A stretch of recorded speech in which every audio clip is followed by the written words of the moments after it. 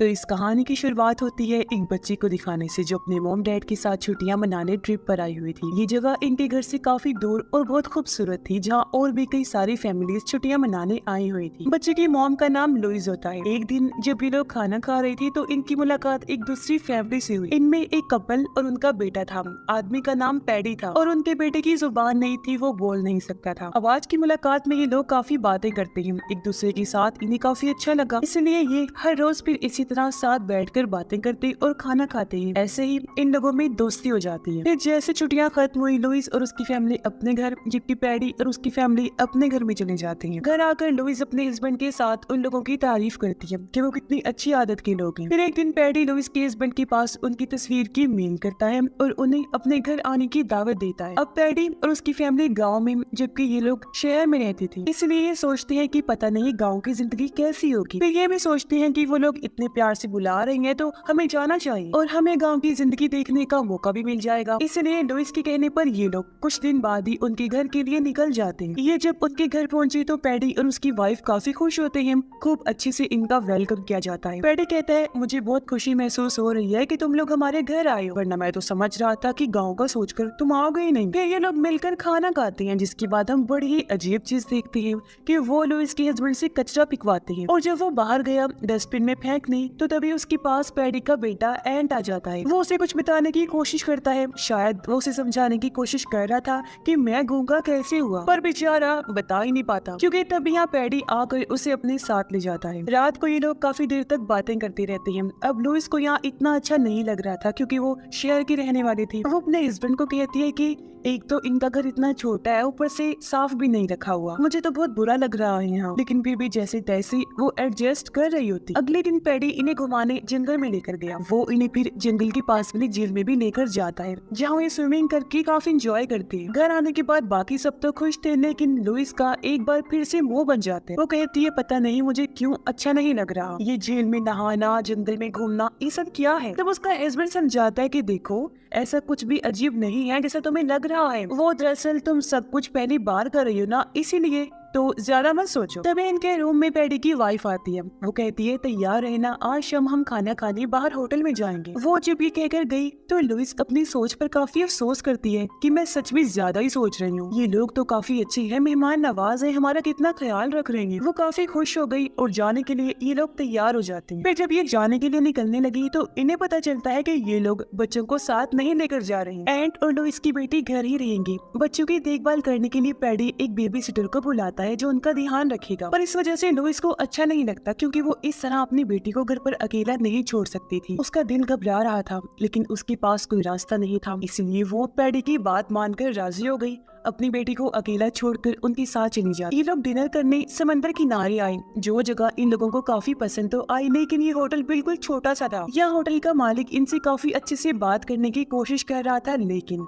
उसका बर्ताव एकदम अजीब होता जा रहा था और वो ही इन लोगों के लिए खाना बनाने वाला था। दूसरी तरफ हम घर में एंट और लुइस की बेटी को देखते हैं। एंट उसे खेलते हुए अपने रूम में लेकर गया, जहाँ वो उसे पैडी की घड़ियों की कलेक्शन दिखाता है। उसने बहुत सारी घड़ियां जमा की हुई थी। एक खास घड़ी उठाकर एंट उसे दिखाता है। वो उसे कुछ समझाने की कोशिश करता है, जिसे लुइस की बेटी समझ ही नहीं पाती। घड़ी पर लिखे लफ्जों में बस एक लफ्ज समझ आ रहा था जो एंट का ही नाम था। उधर खाना खाने के बाद पैडी और उसकी वाइफ खूब शराब पी लेती है।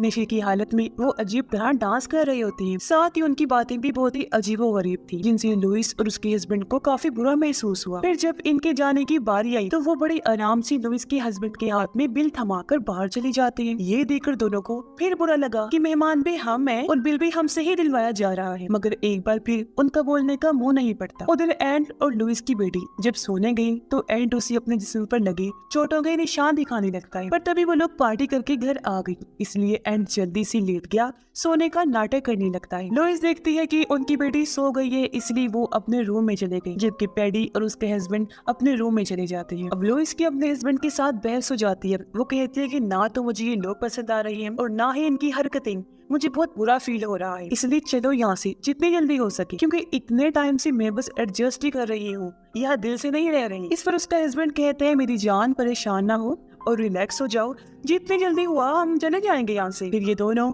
एक दूसरे को संभालते हैं, जिसके बाद सो जाते हैं। पर इन्हें छुप कर पैडी देख रहा होता है। आधी रात को लुइस की आंख खुली। उसे अपनी बेटी की फिक्र हो रही थी, इसलिए वो उसे चेक करने जाती है। पर वो ये देखकर काफी दंग रह गई कि उसकी बेटी तो एंट वाले कमरे में है ही नहीं जहाँ वो सो रही थी। लुइस घबराते हुए पैडी के रूम में गई चेक करने। वो देखती है कि उसकी बेटी पैडी और उसकी वाइफ के बीच में सोई हुई है और पैडी तो अजीब हालत में बिना कपड़ों के लेटा हुआ है। ये देखकर तो लुइस का दिमाग खराब हो गया।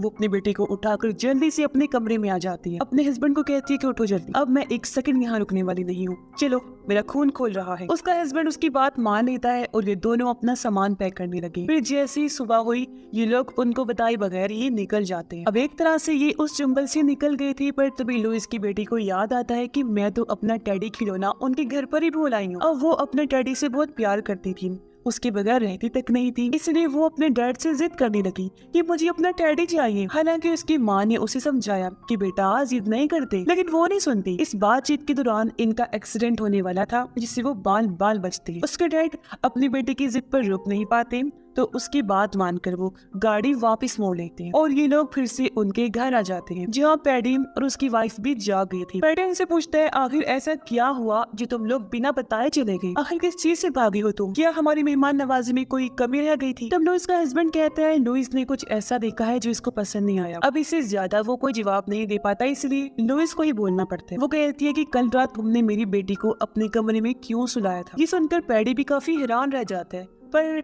जब वो कोई जवाब नहीं दे पाता तो उसकी सफाई में उसकी वाइफ बोलती है। वो कहती है कि हमारी भी एक बेटी थी जिससे हम दोनों बहुत प्यार किया करते थे, लेकिन एक बीमारी की वजह से उसकी मौत हो गई है। हम अपनी बेटी को याद करते हैं और हमें बच्चियां बहुत पसंद है। अब तुम्हारी बेटी रात को तुम्हें आवाजें लगा रही, पर तुम दोनों तो सो रही थी, तुमने उसकी आवाज नहीं सुनी, इसलिए मैंने उसे उठाया और उसे लाकर अपने पास सुला दिया। अगर तुम्हें बुरा लगा है तो उसके लिए माफ करना, दोबारा ऐसी शिकायत का मौका नहीं मिलेगा। अब उसकी इस झूठी कहानी पर इन दोनों को भी यकीन आ जाता है, क्योंकि वो रो रही थी और ये उन्हें माफ कर देते हैं। जहाँ वो पहले गुस्से में घर छोड़कर जा रही थी, पर अब गलती का एहसास होने पर वो कुछ और दिन इधर ही रहने का फैसला करते हैं और पहले की ही तरह ये लोग एक दूसरे के साथ घुल मिल जाते। अब एक दिन जब ये लोग मिलकर खाना खा रही थी, तो यहाँ भी पैडी की वाइफ उनकी बेटी के साथ ज्यादा ही फ्री हो रही थी, जबकि अपने बच्चे एंट पर इनका ध्यान ही नहीं था। इसलिए लुइस भी बोल पड़ती है कि तुम इतना मत समझाओ मेरी बेटी को, इसकी माँ मैं हूँ। इसलिए पैडी की वाइफ फिर से उससे माफी मांगती। अब लुइस की बेटी अपनी परफॉर्मेंस दिखाना चाहती थी, क्योंकि उसने डांस के स्टेप सीखी थी जो वो इन्हें करके दिखाती है।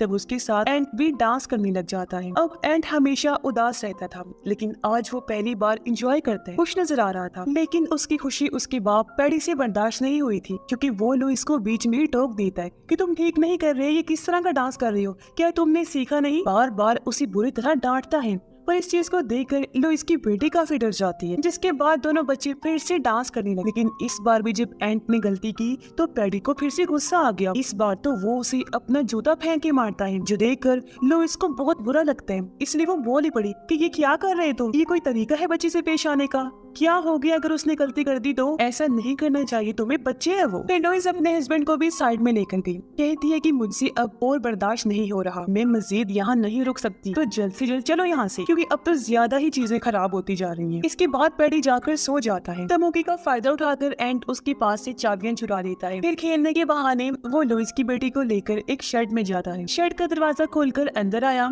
फिर एक खुफिया दरवाजा खोलकर उसे नीचे लेकर जाता है, जहाँ दुनिया भर की बहुत सारी चीजें पड़ी हुई थी। सामान वाले बैग्स थे, बच्चों की बैग्स थे, फोन थे, ग्लासेस थे, जूते थे और पता नहीं क्या कुछ था। बिल्कुल वैसे सामान की कलेक्शन थी जैसी पैडी के पास उन घड़ियों की थी। इसके बाद एंट उसे एक फोटो एल्बम दिखाता है, जिसमें पैडी और उसकी वाइफ की अलग अलग फैमिलीज के साथ तस्वीरें थी और हर तस्वीर में पैडी और उसकी वाइफ के साथ अलग ही बच्चा था। उन्हीं में से एक तस्वीर में एंट भी था, लेकिन इनके साथ नहीं बल्कि अपनी असली फैमिली के साथ, क्योंकि पैडी और उसकी वाइफ उसकी असली मॉम डैड नहीं थी। वहाँ उसकी जुबान भी थी, जिससे हम समझ पाते हैं कि उन लोगों ने एंट के साथ कुछ ऐसा किया कि उसकी जुबान नहीं रही, मतलब उन्होंने ही उसकी जुबान को काटा होगा, क्योंकि वो उनका असली बेटा नहीं था, इसलिए तो वो उसके साथ इतना बुरा बर्ताव करते थे। तो अब हमें बताया जाता है कि असल में ये दोनों कौन है। तो पैडी और उसकी वाइफ दोनों दरअसल सीरियल किलर हैं, मतलब ये पागल है और लोगों को बेरहमी से मार दिया करते हैं। ये नई नई जगहों पर ट्रिप्स पर जाते हैं, फिर वहाँ उन फैमिलीज को फंसाते हैं जिनका सिर्फ एक ही बच्चा हो, उनसे दोस्ती बढ़ाते हैं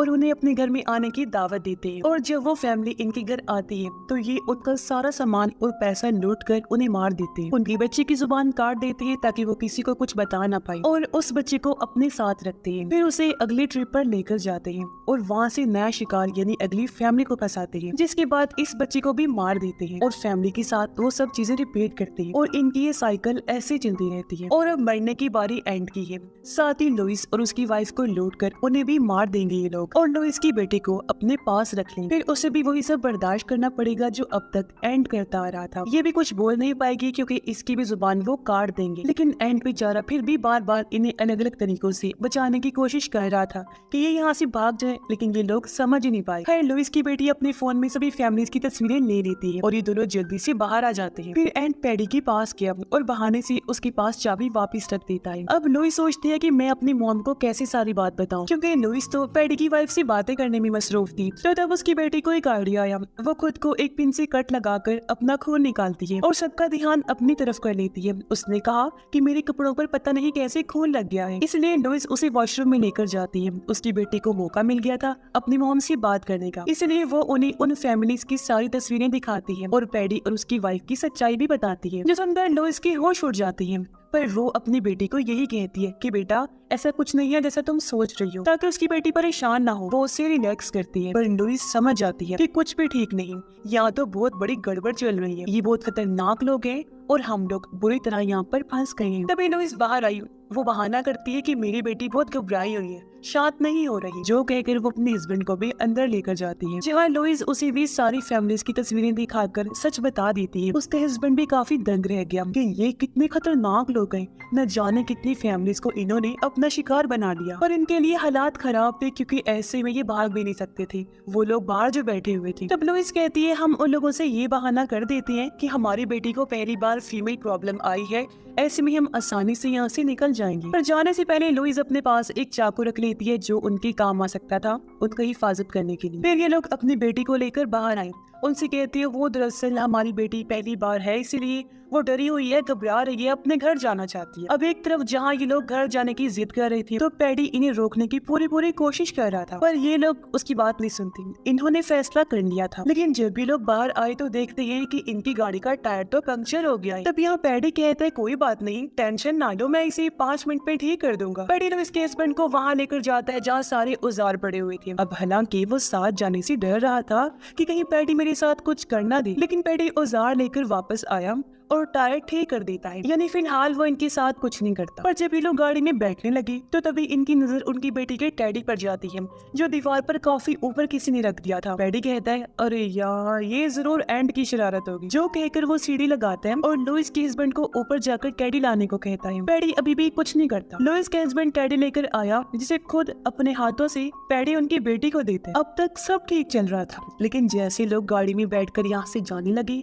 कि तभी उनकी आंखों के सामने पैडी एंड को पानी में फेंक देते हैं, जिससे वो बेचारा बच्चा डूबने लगता है। तब उसकी खातिर इन लोगों को गाड़ी रोकनी पड़ी। लुइस का हस्बैंड जल्दी से बाहर आकर पानी में कूद गया। वो एंड को तो बचा लेता है, लेकिन अब उसकी फैमिली मुसीबत में, क्योंकि पैडी ने गन पॉइंट पर उन्हें बंदी बना लिया था, यानी ये लोग बुरी तरह फंस गए थे। पैडी उन सबको बांधकर अंदर लेकर जाता है और उनके बैंक में जितने भी पैसे थे वो सब पैडी अपने अकाउंट में भेज देता है। जिसके बाद पैडी इन्हें मारने की तैयारी करने लगा, लेकिन लुइस के पास जो चाकू था वो उसकी मदद से पैडी के चेहरे पर वार करती है। फिर वो जल्दी से पैडी की वाइफ से गन छीन कर इन लोगों पर तान देती है। फिर ये सब बाहर आई। पैडी और उसकी वाइफ को इस कमरे में बंद करके लॉक लगा देते हैं। ये लोग गाड़ी में बैठ के यहाँ से निकलने ही वाले थे कि तभी होटल का मालिक, जो दरअसल पैडी का भाई है, वो यहाँ आ जाता है, जो अपनी गन से इनकी गाड़ी पर शूट करने लगता है। ये लोग अपनी जान बचाने के लिए जल्दी से गाड़ी से उतरे और भागकर घर के अंदर आ जाते हैं और सारे खिड़की दरवाजों को इन्होंने मजबूती से बंद कर दिया था। पर पैडी का भाई उस रूम में आकर ताले को तोड़ देता है। पैडी और उसकी वाइफ को बाहर निकालता है, यानी इंसान के रूप में छुपे हुए ये जानवर एक बार फिर से आजाद हो गए थे। ये लोग सबसे पहले घर की लाइट्स ऑफ कर देते हैं ताकि हर तरफ अंधेरा छा जाए। और जैसा कि पैडी और उसकी वाइफ को पता था कि घर के अंदर जाने का कौन कौन सा रास्ता है, तो उन रास्तों की मदद से ये तीनों घर के अंदर घुस जाते हैं। जैसे पैडी पैडी आगे बढ़ा, उसके सामने लुइस आ गई। उसके हाथ में तेजाब था जिसे वो पैडी के ऊपर डाल देती है और बच्चों को लेकर बाहर की तरफ भागने लगती है। पैडी का भाई जैसे सामने आया, लुइस का हस्बैंड उस पर हमला कर देता है। इन दोनों की लड़ाई शुरू हो गई, पर पैडी का भाई उसे पकड़कर काबू कर लेता है और जान से मारने की कोशिश करता है। लेकिन तभी पीछे से लुइस आ जाती है। वो उसके सर में हथौड़ी घुसा कर हमला कर देती है, जिससे मौके पर ही पैडी के भाई की मौत हो जाती है। जिसके बाद लुइस और उसका हस्बैंड बच्चों को लेकर छत पर आ गई, क्योंकि वो सीढ़ी के जरिए यहाँ से भागने का प्लान बना रही थी। लुइस पहले अपने हस्बैंड को फिर दोनों बच्चों को सीढ़ी के जरिए बाहर भेजती है, लेकिन तभी इन्हें पता चला कि पैडी की वाइफ गन लेकर इनका पीछा कर रही है। फिर वो भी आखिर उस रूम तक आ ही गई। फिर जब वो बाहर गई, इन लोगों को देख लेती है, लेकिन इससे पहले कि गोली चलाती, लुइस जो वहाँ पर छुपी हुई थी उस पर जोरदार हमला कर देती है, जिससे वो नीचे आकर गिरी और इस तरह पैडी की वाइफ की भी मौत हो जाती है। लेकिन उसके गिरने की वजह से सीढ़ी भी गिर गई थी, यानी कि अब इनका उतरना मुश्किल हो गया था। अब लुइस का हस्बैंड अपनी जान पर खेलकर नीचे कूद गया। वो सीढ़ी को खड़ा कर देता है, जिससे वो तीनों भी नीचे आ जाते हैं। लेकिन इससे पहले वो यहाँ से निकलते, तब यहाँ आ गया पैडी, जो उनकी बेटी को पकड़ लेता है। वो लुइस और उसकी वाइफ से कहता है कि तुमने मेरी वाइफ की जान ली है, जिस वजह से मैं अकेला रह गया, इसलिए अब मैं जान के बदले जान लेना चाहता हूँ। तुमने मेरी बीवी को मारा, मैं तुम्हारी बेटी को मार दूंगा। लेकिन लुइस की बेटी, जिसके पास बेहोशी का इंजेक्शन था, वो उसे फौरन ही पैडी को लगा देती है। कुछ ही सेकंड्स में इंजेक्शन ने अपना काम किया और पैडी बेहोश हो जाता है। अब लुइस का हस्बैंड चाहता तो उसे खुद मार सकता था, लेकिन वो ये मौका एंड को देता है ताकि वो अपना बदला ले सके, क्योंकि पैडी ने उसे इतनी तकलीफ जो दी थी। इसलिए एंड एक पत्थर लेकर आया और उससे पैडी को जोर जोर से मारने लगता है। वो अपने दिल की अच्छे से भड़ास निकालता है और उसे तब तक मारता रहता है जब तक पैडी की मौत नहीं हो जाती। सारी मुसीबत को निपटाने के बाद वो गाड़ी में बैठे और यहाँ से निकल जाते हैं। अब लुइस और उसके हस्बैंड ने अपने साथ साथ दोनों बच्चों को भी बचा लिया था। ये लोग एंड को अकेले नहीं छोड़ते और उसे अपने साथ ले लेते हैं। एंड की आंखों में एक नई उम्मीद थी जो उसे इस फैमिली से मिली थी, यानी जहाँ पैडी और उसकी वाइफ ने इसकी और न जाने कितने लोगों की जिंदगी बर्बाद कर दी, तो अब कोई भी उनका शिकार नहीं हो पाएगा। उस बुराई का तो हमेशा के लिए खात्मा हो गया है। साथ ही इन लोगों की किस्मत अच्छी थी जो ये भी बच गई। और इसी के साथ ये फिल्म भी इधर ही खत्म हो जाती है।